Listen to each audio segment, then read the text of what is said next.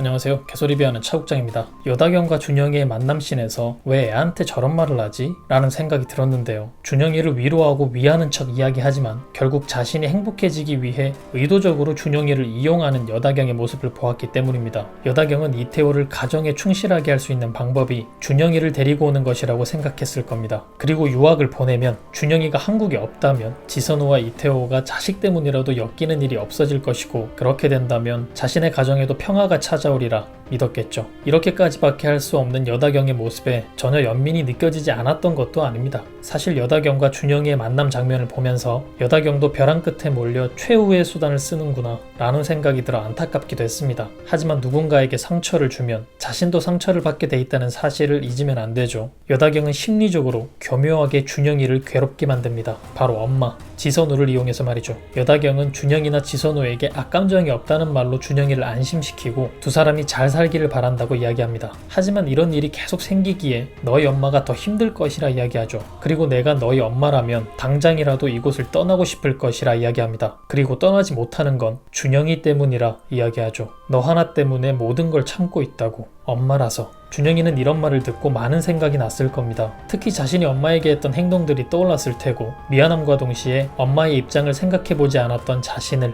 후회하기도 했을 겁니다. 그러면서 엄마는 왜 이 모든 걸 참고 있을까 고민도 했을 겁니다. 그 고민의 끝에는 여다경의 말대로 자신 때문이라는 결론이 나오죠. 준영이는 여다경을 만남과 동시에 판단력을 잃고 말았습니다. 어쩌면 자신의 존재 의미에 대해 계속해서 고민해오던 준영이가 정말 여다경의 말대로 자신만 없다면 엄마가 더 인생을 편하게 살 수 있으리라 생각해버린 거죠. 여다경의 말이 준영이의 불안했던 자아를 흔들 만큼 큰 영향력을 발휘해버렸을 겁니다. 방아쇠를 당겨버린 거죠. 그리고 여다경은 해결책까지 제시합니다. 지선우는 준영이가 없어도 잘 살 것이라는 말과 함께 자신의 가족과 함께 살자고 말이죠. 준영이는 엄마를 위해서 할 수 있는 최선이 이태호, 아빠와 함께 사는 것이라고 판단할 수밖에 없었을 것입니다. 여다경 또한 누군가의 엄마이고 그 누군가의 엄마라는 존재가 자신에게 지선우, 엄마의 심정에 대해 잘 안다는 듯이 얘기했으니까요. 그렇다면 준영이는 왜 엄마나 아빠한테 여다경을 만났다는 사실을 말하지 못했을까요? 사실 그 집에서 지내는 것이 불편하고 힘들면 언제라도 지선우에게 여다경을 만났었고, 여다경이 나에게 그런 말을 했다, 그래서 아빠 집으로 가는 것이 좋겠다고 판단했다 라고 얘기할 수도 있었을 겁니다. 저도 드라마를 보면서 준영이가 그냥 지선우나 이태호에게 얘기했으면 하는 바람으로 지켜봤는데요. 준영이는 중학생입니다. 어른이 하는 말이 자신의 생각보다 옳다고 믿을 나이기도 하죠. 그리고 이미 엄마를 이용해서 심리적으로 공격당한 준영이가